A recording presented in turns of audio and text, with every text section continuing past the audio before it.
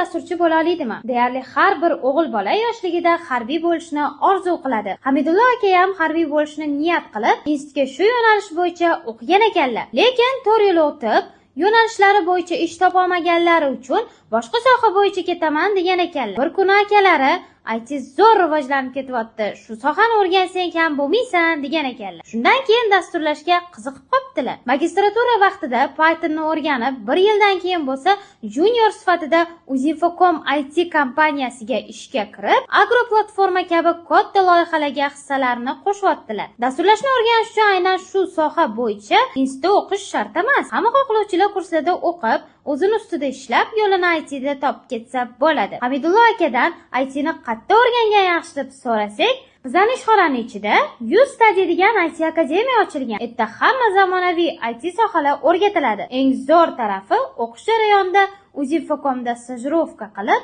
real loyihalar bilan ishlab tajribaligini oshirsa bo'ladi. Kursni bitirgandan keyin ishga ham olib kirib qo'yishadi, dedilar. Agar siz ham shunaqa kursimizda o'qib, katta kompaniyaga ishga kirmoqchi bo'lsangiz, unda kommentda plus belgisini qoldiring.